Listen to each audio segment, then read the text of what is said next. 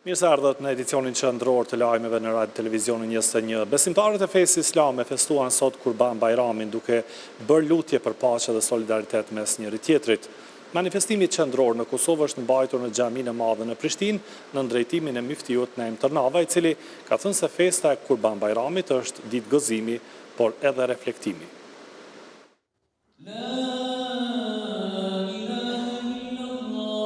Qindra besimtar musliman mëngjesin e kësaj të premte e nisën në Xhaminë e Madhe në Prishtinë për të kryer një nga ceremonitë më kryesore të festës së Kurban Bajramit, faljen e namazit. Në këtë festë, e cila është simboli i sakrificës, bashkimit dhe vlerave familjare, nuk u la anash thirrja për ruajtjen e kulturës, gjuhës dhe kombit. Kjo ditë nuk është veç gëzim, por edhe reflektim, deklaroi Muftiu i Kosovës Naim Tërnava. Festa e Kurban Bajramit është ditë gëzimi, por edhe reflektimi. Është ditë kur i kujtojmë mëshirën e Zotit, faljen dhe begatinë që ai na dhuron. Është ditë kur ne si besimtar, por edhe si shoqëri, i kthejmë syt edhe më shumë drejt njëri tjetrit me dëmshuri, solidaritet dhe përgjegjësi. Kurban Bajrami është ditë e madhe, ditë adhurimi, sakrifice dhe solidariteti. Kurban Bajrami na mëson se feja jonë kërkon sakrificë, jo vetëm në aspektin material, por edhe në përpjekje për të përmirësuar shoqërinë, për ta ruajtur atë dheun, për ta forcuar familjen dhe për ta mbrojtur të ardhmen tonë. Gjatë mbajtjes së ligjëratës në këtë ceremoni të rëndësishme, Muftiu Tërnava vuri në theks migrimin, por çka kërkoi nga institucionet e vendit që dalin me një strategji kombëtare për natalitetin. Familja, si tha Tërnava, duhet parë si bekim e kontribut në ruajtjen e shoqërisë dhe kombit. Kosova ka nevojë për më shumë fëmijë, për më shumë të rinj, për jetë më të mirë. Kombi ynë po zbehet në numër të vogël të fëmijëve, ndërkohë që shumë familje shqiptare në të kaluar i kanë rritur edhe nga 10 apo më shumë fëmijë, në kushte shumë të vështira se sa sot, atëherë kur ishim të okupuar me një okupim klasik nga Serbia. Nataliteti si strategji kombëtare dhe fetare për mbrojtjen e atë dheut dhe fesë, ndërlidhet me mbijetesën kombëtare, identitetin fetar dhe sigurinë shtetërore. Në ditët si kjo, Muftiu i Kosovës bëri thirrje që të mos harrohen të varfërit dhe jetimët, e të jemi krah i njerëzve në nevojë. Festa e Kurban Bajramit karakterizohet me shkuarjen në haxh dhe flijimin e kurbanit apo therrjen e dashit. Liderët e partive politike vizituan Bashkësinë Islame të Kosovës me rastin e festës së Kurban Bajramit. Gjatë pritjes, Muftiu i Kosovës Naim Tërnava pati një propozim simbolik për ta. Ta therrin nga një kurban për secilin deputet me shpresën që të çelet në rrugët për funksionalizimin e institucioneve.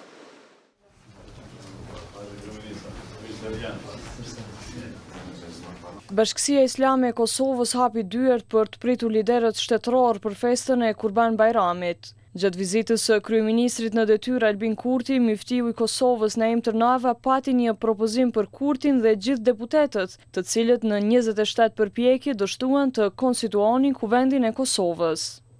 Njerë desha vizitu këtë antarë të parlamentit, një panë edhe prejnë e kanë bashkë me këtë, ta ju shkonë marë dhe mire.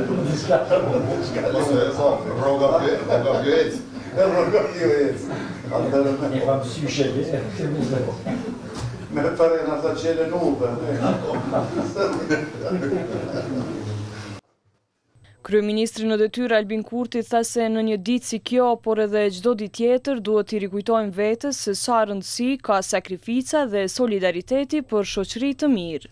Sot dhe jo vetëm sot, le të ndihmojmë ata që kanë më së shumti nevojë dhe le t'ja përkujtojmë vetvetes e njëri tjetrit për rëndësinë që ka sakrifica dhe solidariteti për një shoqëri të mirë, të mbarë e të drejtë. Gëzuar dhe me fat Kurban Bajrami dhe paqi zemrat përplot me besim e gëzim, kurse tryezat përplot me miq.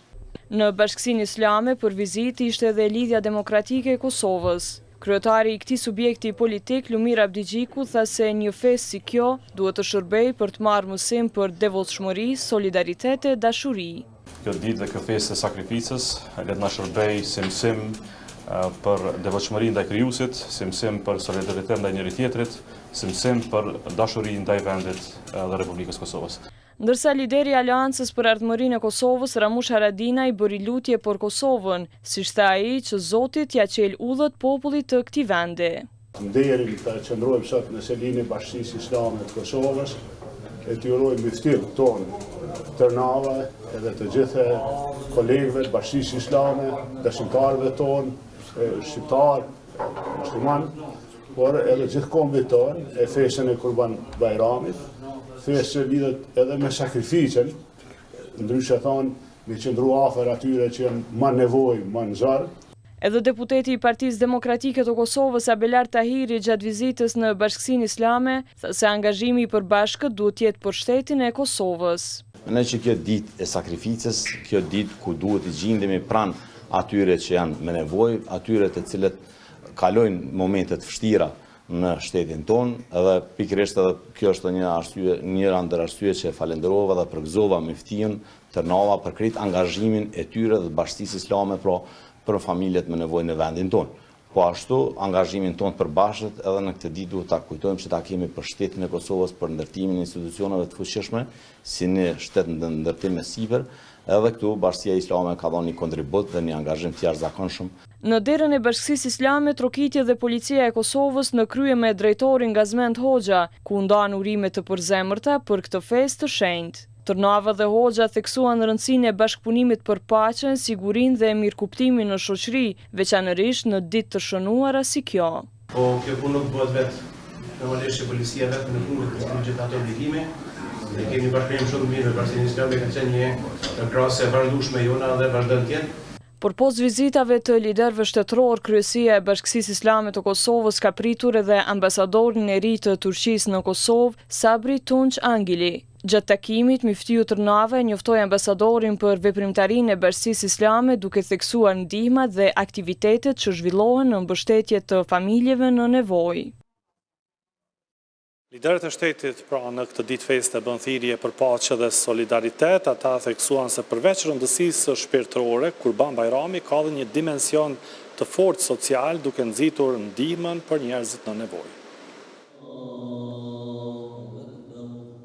Derisa besimtarët musliman festojnë festën e Kurban Bajramit, liderët institucional dhe politik të vendit bën thirrje për reflektim dhe solidaritet në këtë ditë të shenjtë. Duke dërguar mesazhet e kësaj feste, ata kanë bërë me dije se Kurban Bajrami shpërfaq shpirtin e solidaritetit dhe të sakrificës. Presidentja e Kosovës Vjosa Osmani ka vlerësuar se kjo festë është një thirrje për reflektim mbi vlerat më të larta njerëzore dhe për forcimin e lidhjeve. Kjo festë shpërfaq shpirtin e solidaritetit, na kujton rëndësinë e sakrificës, përkushtimit dhe ndihmës ndaj njëri tjetrit. Kurban Bajrami është një thirrje për reflektim mbi vlerat më të larta njerëzore dhe për forcimin e lidhjeve, dashurisë dhe mirëkuptimit ndërmjet nesh. Në këtë ditë të veçantë uroj që në secilën shtëpi të mbizotrojë gëzimi, shëndeti dhe dashuria. Qytetarët janë uruar edhe nga liderët e partive politike. Deputeti që ushtron edhe postin e kryeministrit në detyrë Albin Kurti deklaroi se kjo festë na përkujton se sa e rëndësishme është të japim e të ndajmë gjithçka me njëri tjetrin. Pranë familjes, pranë të afërmve e më të dashurve tanë, festojmë këtë ditë duke qenë zemërgjerë e duke shtuar solidaritetin. Kjo festë na përkujton sa rëndësishme është të japim e të ndajmë njëri tjetrin në harmoni e me dashuri. Andaj, ajo është gjithashtu ftesë për secilën e secilin që të angazhohet për barazinë si fill të shoqërisë, e ku begatin dhe mirëqenien i gëzojnë të gjithë. Edhe kryetari i PDK-s Memli Krasniqi ka kërkuar që të ketë solidaritet në mes të njerëzve. Kjo ditë e bekuar ndë të tjera në rikujton se përballë çdo sfide, padrejtësie dhe dhëmbjeje duhet të qëndrojmë më lart, mëshira, afërsia, mirëkuptimi dhe falja jonë. Sakrifisa personale në emër të një të mire më të madhe. Uroj që këto vlera të na udhëheqin në familje, në shoqëri, në vendimarrje dhe në jetën tonë të përditshme. Sot, kur shoqëria jonë ka nevojë më shumë se kurrë për solidaritet dhe mirëbesim, le të frymëzohemi nga kjo festë për të qenë më pranë njëri tjetrit dhe më të përkushtuar ndaj atëut tonë. Presidenti i Shqipërisë Bajram Bega i ka uruar të gjithë besimtarët musliman për festën e Kurban Bajramit. Përmes një postimi në Facebook, Bega i tha se Kurban Bajrami është festë e ngadhënimit të sakrificës së sinqertë dhe besimit në Zot. Kurban Bajrami është dita në të cilën besimtarët musliman ofrohen më pranë Zotit. Është festa e ngadhënimit të sakrificës së sinqertë dhe besimit në Zot. Kurban Bajrami është dëshmi e pashtershme se si sakrifica, durimi dhe dashuria i japin njerëzve paqen e tyre të brendshme dhe mposhtin egoizmin, urrëtitjen dhe pangopsinë. Ndërkaq kryeministri i Shqipërisë Edi Rama, duke uruar besimtarët musliman për këtë ditë, theksoi se përveç aspektit shpirtëror të kurbanit është i rëndësishëm edhe aspekti social i tij. Besimtarët musliman në të gjithë botën festojnë sot ditën e parë të Kurban Bajramit. Kurbani paraqet materializimin e njëjetit dhe të gatishmërisë që në emër të Zotit të flijohet. Përveç aspektit shpirtëror të kurbanit, është i rëndësishëm edhe aspekti social i tij, ndihma për atë që nuk ka, në mënyrë që të gjithë së bashku të festojnë këtë festë islame. Besimtarët musliman në Kosovë po festojnë sot ditën e parë të Kurban Bajramit. Manifestimi qendror për këtë festë u mbajt në xhaminë e madhe në Prishtinë, ndërsa u përcollën mesazhe për paqe, angazhim në të mirë të vendit dhe thirrje për të mos braktisur vendin.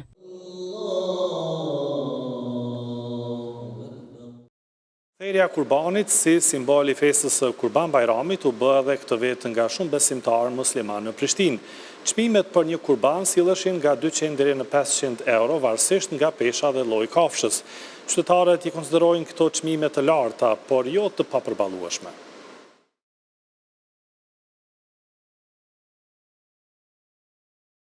Thirrja e Kurban Bajramit në Islam vazhdon të mbetet një akt i shtrenjtë dhe simbolik që pasqyron përkushtimin dhe bindjen ndaj Zotit. Por pavarësisht që çmimi i tyre këtë Kurban Bajram kapi vlerën nga 200 deri në 500 euro, besimtarët musliman vazhdojnë të shprehin interesim për blerjen e kurbanit, anipse nuk mohojnë faktin se çmimi është i lartë. Bashkësia Islami që do thonë gjithë po e kesh për dërën edhe çashtu është me fejë. Dhe 600 në konë janë një ditë, për pora, 600 euro. Jeshtë req. Zakonisht dalëm çdo Kurban Bajram, është dëshira e pleqve, dëshira e traditës, religionit të tonave. Dalëm çdo Bajram dalëm. Ç'është po duken çmimet?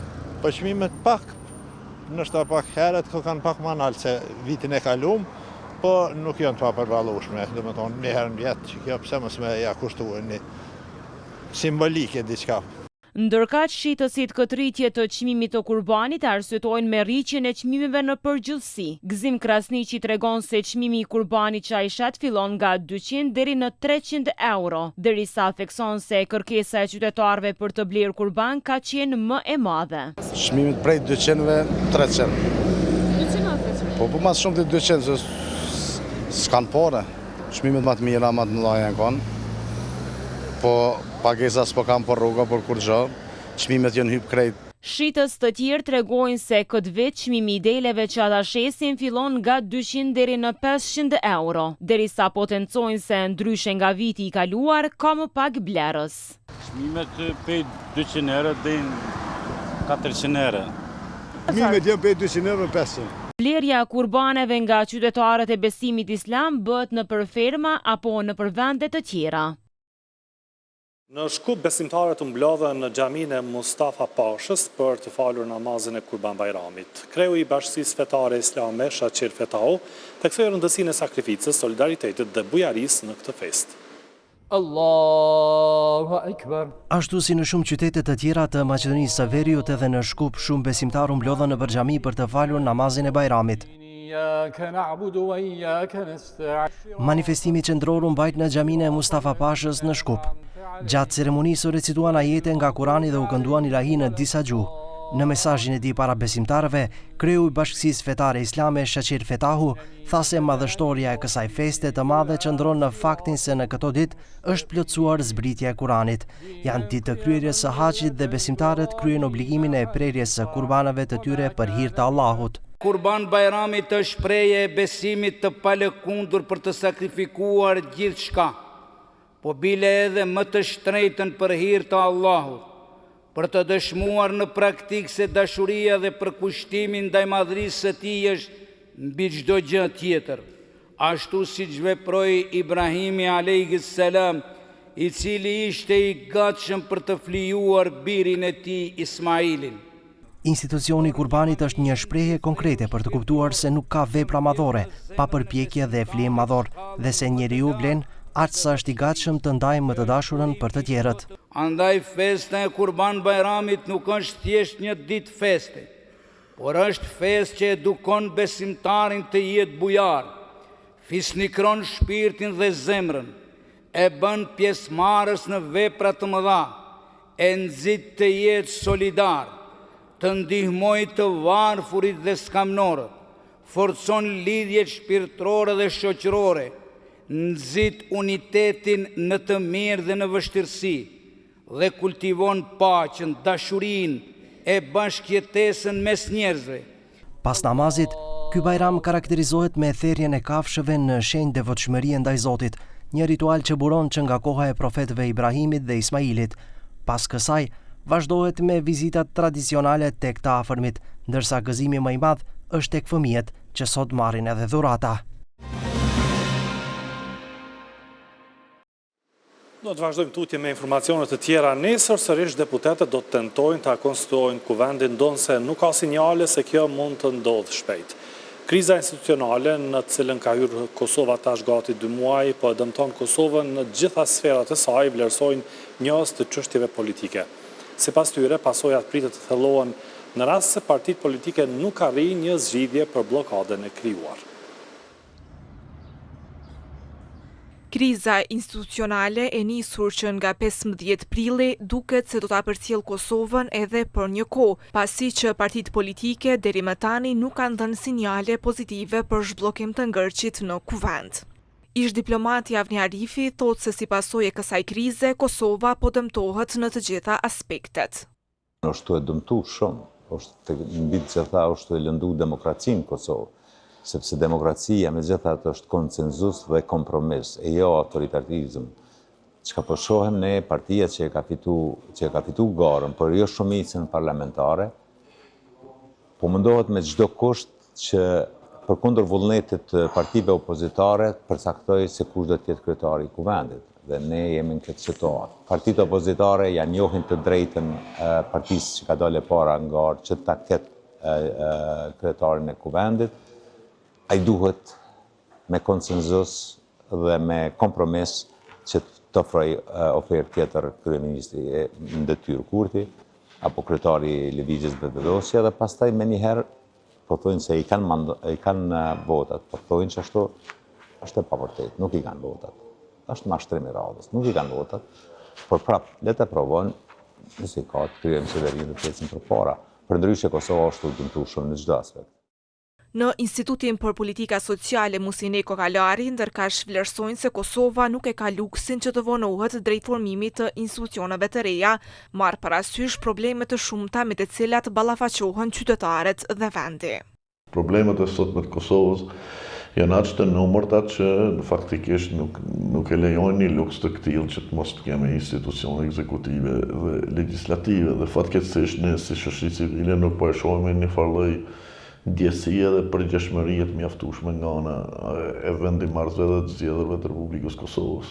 Dhe nëse vazhdon kjo situatë, Kosova do të dëmtohet, pra siç e thash, jo vetëm në proceset ekonomike dhe të financiare, por edhe në çështjet të mbrëmshme dhe të reformave të saj të nevojshme që i ka.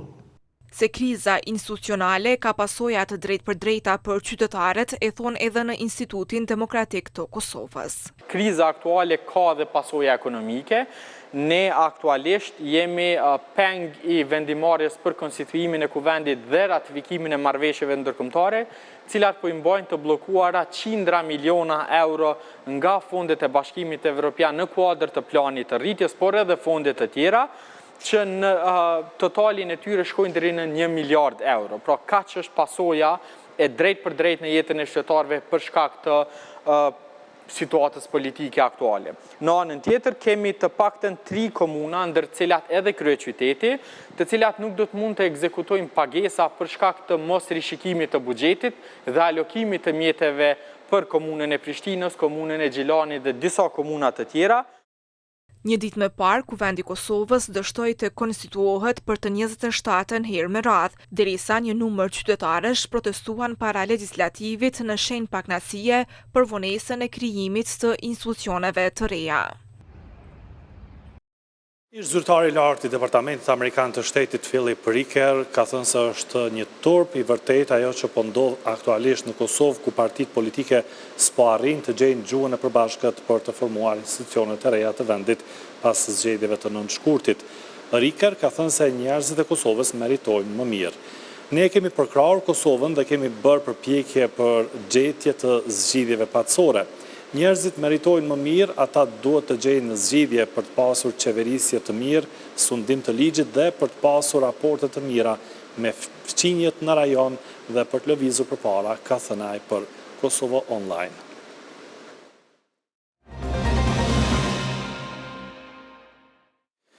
Një kronik nga Shkupi, kreu i BDI-s Ali Ahmeti gjatë festimit të 23 vjetorit të partisë tha se janë në bashkëpunim me forcat politike konstruktive dhe se kërkojnë mbajtjen e zgjedhjeve parlamentare njëkohësisht me ato lokale. Sipas tij, kjo është rruga e vetme për stabilitet politik. Për koalicionin Vlen, Ahmeti tha se duhet të ndjekin shembullin e Arben Taravarit dhe të mos degradojnë çështjen shqiptare. Fronti Europian është në komunikim me forcat politike advetare dhe konstruktive në vend, me të cilët janë duke ndërtuar strategji për veprim dhe janë fort të përcaktuar që bashkë me zgjedhjet lokale të mbahen edhe ato parlamentare, tha kreu i BDI-s Ali Ahmeti në festimin e 23 vjetorit të partisë. Kërkojmë që kjo të ndodhë, sepse shpëtim për ne dhe për të patur dhe për të krijuar një stabilitet të qëndrueshëm politik, rrugdalja e vetme është zgjedhjet e përgjithshme të mbahen bashkë me ato lokale. Kësaj kërkese, VMRO DPMN-ja sot ju përgjigj kështu. Ajo është vetëm kërkesë për një gomë shpëtimi për rejtingun e BDI-s, që fundoset me shpejtësi. Por Ahmeti Mbrëm kishte mesazh të veçantë për DPMN-n, të cilët i quajti oponent politik, duke u thënë se i din strategjitë që po ndërton VMRO-ja, për të cilat tha se nuk janë të mira. U kërkoi që të mos harrojnë se kushdo që është matur me BDI-n ka pësuar humbje. Akuzat e përditshme të pushtetit aktual ndaj BDI-s për korrupsion dhe vjedhje, kreu integristëve i quajti pallavra dhe i ftoi që të bëhet vetting, duke hapur hetime mbi prerjen e pasurisë të gjithë politikanëve dhe zyrtarëve në vend. Urnoni të hapim hetime mbi privatizimin.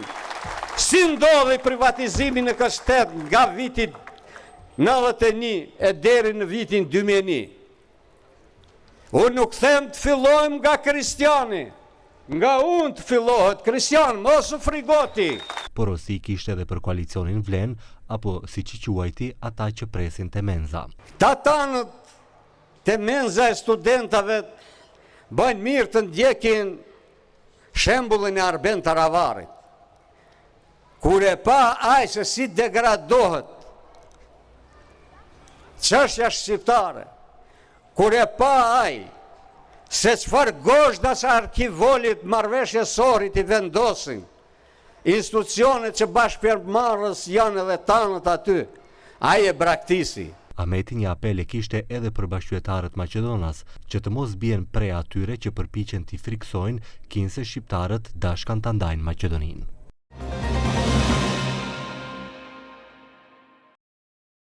Shprehja e leximit të fëmijët kosovarë nga klasa e 6 deri në të 9 rezulton të jetë mjaft e ulët sipas të gjeturave të organizatës ETEA, ku 73% e nxënësve të anketuar në rajonet ndryshme të Kosovës nuk arrin të përmendin as 3 tituj libra që kanë lexuar gjatë gjithë jetës së tyre. Për të ngritur kulturën e leximit, Biblioteka Kombëtare Pjetër Bogdani dhe ajo e qytetit Hivzi Sulejmani kanë ndërmarrë hapa për të vëdisuar fëmijët rreth leximit, duke ofruar anëtarësime falas. Zyrtarja për aktivitete kulturore të Bibliotekës Hivzi Sulejmani, Fikrije Halili, tha se gjatë vitit janë organizuar 2 fushata, që synonin ndërgjegjësimin dhe antarësimin e fëmijëve në bibliotekë, me që rast është refishuar numri i lexuesve fëmijë, duke arritur në 943. Prej 2 prillit deri me 14 prill kemi pas në fushat 2 javore ku i kemi antarësu falas fëmijët e kryeqytetit. Sa ka qenë interesimi? A ka rezultu pozitiv? Po, ka rezultu pozitiv fushata, se është 3 fishu numri i lexuesve. Po, numri i fëmijëve që frekuentojnë Bibliotekën Hivzi Sulejmani është në shifër e mirë, dhe më thonë, të antarësuar janë 943 lexues për vitin 2025. Pavarësisht përpjekjeve të tilla, sipas një hulumtimi të organizatës ETEA, e cila merret me përmirësimin dhe studimin e aftësive të leximit, del se kultura e leximit është në krizë. Deri në 73% e nxënësve nga klasja 6 deri në të 9 nuk arrin të përmendin as 3 tituj librash. Gjendja e leximit në Kosovë, edhe sipas dhanave tjera statistikore të ETEA-s, del të jetë goxha në krizë. Në këtë rast, nëse i marrim grupmoshat e reja prej nivelit fillor deri në nivelin e mesëm të lartë, që kanë qenë raporte që kanë pas target këto grupmosha, ta zëm niveli mesëm i ulët, klasa 6-9, deri në 73% e nxënësve nuk arrin me përmend 3 tituj të librave që i kanë lexuar gjatë gjithë jetës së tyre, qofshin ato brenda shkollës ose jashtë shkollës. Agon Ahmeti, rreth gjetjeve të organizatës që drejton, shtoi se problematik për lexim mbetën librat e vjetër që datojnë që nga shekulli i 19. Na ka dhënë gjetje interesante, për shembull, ka tituj të librave prej shekullit 19 që qarkullojnë të botuara në shekullin 19 që qarkullojnë ende sot kësaj dite në shkolla, ndërsa libri më i hershëm është i vitit 1984. Pra, hulumtimi ka analizuar edhe përmbajtjen e lektyrave, ta zënë për shembull lektyra të caktuara shpeshherë kanë gjuhë seksiste ose të papërshtatshme për sa i përket raporteve gjinore, lektyra të tjera edhe në një farë forme e promovojnë ose e normalizojnë edhe martesën e të rriturve me të mitur, siç mund të jetë për shembull lektyra verorja. Ndërsa sociologu Jeton Brajshori mendon se përpos familjes në kulturën e leximit, ndikim ka edhe teknologjia. Problemi qëndron në atë se zhvillimi i teknologjisë ka bërë vetën. Nuk është më libri për fëmijë tash interesant një kosmos, për shkak se sot rrjetet sociale që fatkeqësisht na promovojnë më shumë antivlera se vlera, kanë filluar ta zëvendësojnë librin, i cili realisht është i pazëvendësueshëm. Mirë, po këtu nuk mundem t'ia vlojmë gjithë fajin vetëm rrjeteve sociale, por edhe stilit të prindërimit, për shkak se nëse edhe prindrit nuk lexojnë, atëherë edhe fëmijët nuk shohin motiv, për shkak se ata janë të paraprirur të imitojnë edhe sjelljet e prindërve të tyre, dhe në këtë mënyrë nëse nuk shohin prind duke lexuar, atëherë edhe fëmijët normalisht që do të largohen nga libri. Nga gjithë kjo problematik, Ahmeti nga organizata ETEA syt i hedh drejt institucioneve për pasurimin e bibliotekave dhe shëndrimin e tyre në qendra kulturore.